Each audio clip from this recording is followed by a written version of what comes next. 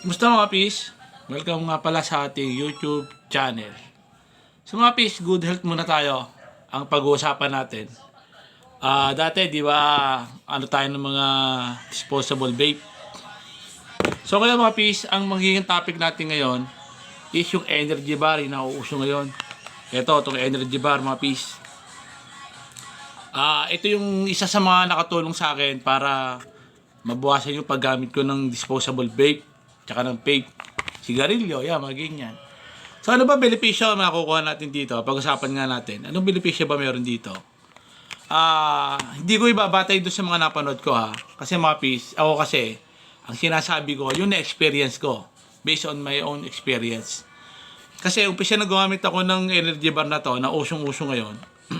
Yun nga, nabawasan yung paggamit ko ng disposable vape. Pero to be honest, nabawasan. Hindi siya totally tigil pa. So, nagamit pa rin ako ng disposable vape. Napansin ko rin mga pis, nung umpisa na gumamit ako dito, naging alerto ka. Alerto yung pag-iisip mo. Tapos, pag pagod ka, nakaka-relax.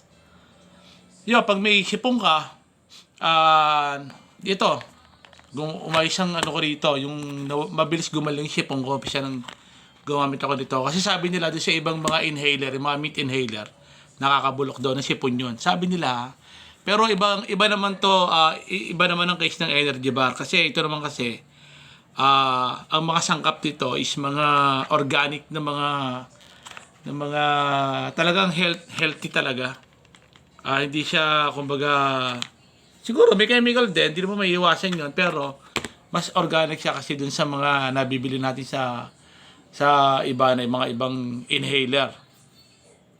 Tsaka napansin ko rin, kapag labas na nagmamaneho ako, driver ako, yun nga, alerto ka, mabilis yung mabilis ka mag-isip, parang ganon. Parang talagang drugs ang dating, tapos, hindi ka ganong inaantok. Sabi nila. Pero ako, pagdadating ako galing bahay at gusto kong makatulog ng maaga at gusto kong ma-relax. So ito, ito lang ginagamit ko. Iba ang ano niya sa akin Ako kasi baliktad. Once na gumamit ako nito, lalo ako inaantok. Inaantok ako. Lalo na pag gabi. Pero pag tanghali naman, yun nga, nagmamaneho ako, hindi naman gaano ako inaantok. Parang nagiging alerto ka lang. Ang nagiging ano naman ito, ang nagiging namang pangit dito sa akin, kasi hindi lang puro kagandahan, dapat ang sinasabi natin. Maging honest tayo sa review nito.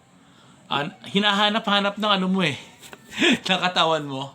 Nakaka-addict di siya. Yun ang totoo niya, nakaka-addict.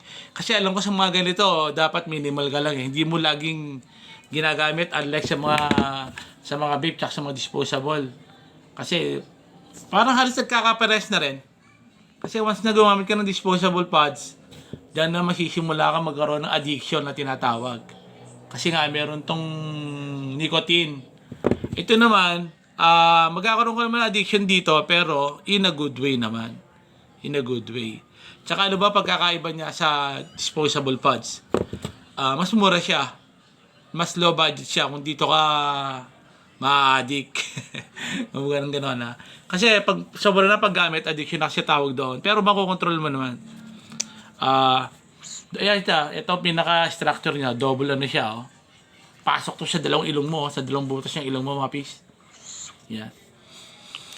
So ito yung nauso ngayon, may kasama siyang lace, may box.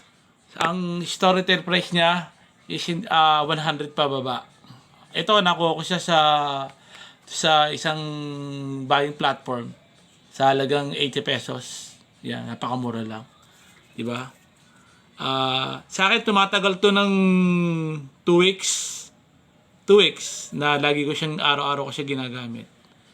Pero kung kaya din namang iwasan na lagi yung parang vape na mo lagi mong gaganonin. Hindi naman siguro advisable na laging ganoon. Occasional lang siguro ang paggamit ito.